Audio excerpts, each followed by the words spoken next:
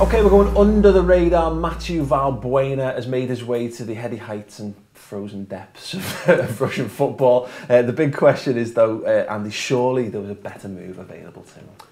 There wasn't. He hung out for one long enough because he got the contract offer from Dinamo and he kept them waiting for 4 weeks or so after they'd agreed a fee with Marseille. Just let a lot of things go to voicemail. No, I'm not answering that. That's the wonderful thing about mobile technology, call screening, isn't it? But basically they offered him an incredible contract that he's very happy with, and he couldn't have made that sort of money elsewhere. Ideally, he would have liked to go to Spain, but Sevilla, who were interested, they had one look and they're like, we can't come anywhere near matching those wages.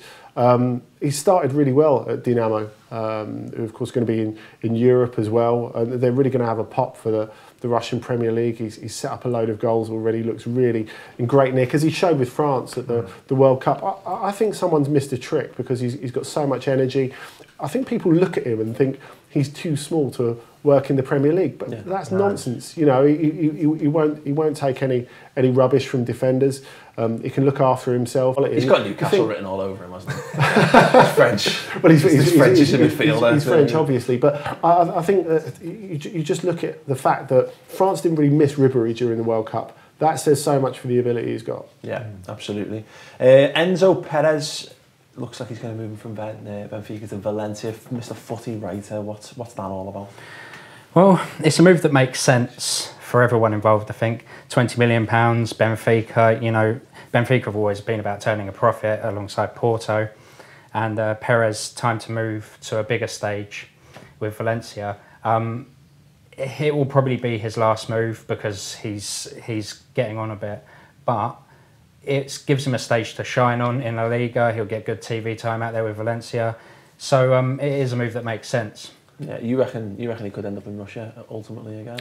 Well, I think it's like we've just heard. Like he's 28 years old. Is he really going to move to the Premier League after spending a couple of years at Valencia? He's being bought by the investment company that the chairman owns of Valencia. So he's not actually going to belong to Valencia. So you've got to assume that at some point they're going to sell him on. The only place they're going to get proper money for him in a couple of years is Russia, and it's the place where he could get great wages. That or he's going to end up cleaning the chairman's house for a living at some point. At that sort of salary, who cares? Yeah, absolutely. You have to say the way he's reinvented himself. He was a winger when he originally came over to Europe, and when Javi Garcia and Witsel left Benfica, he started playing in the centre. Incredible energy, box to box. I think he would have been great in the Premier League if it had worked out differently, but it's all about the money. Yeah, excellent. Well, we fast run out of time there. We were going to discuss Stephen Defoe's move to Anderlecht, making him the most hated player in Liège. But, to be fair, I don't think Standard Liège or Anderlecht fans really want to discuss that. So let's just brush it under the move on carpet. from that. There you go. So those moves slipped under the radar. Don't forget to check out later in this week's show. We're doing the top 5 best signings of the summer. So go and check that video out. A switch in the middle order here. Okay. Oh yeah. Hello, Sorry about that. Not worked out well for Di Maria already. Okay. United are having a terrible week. So what are you going to swap them around? I think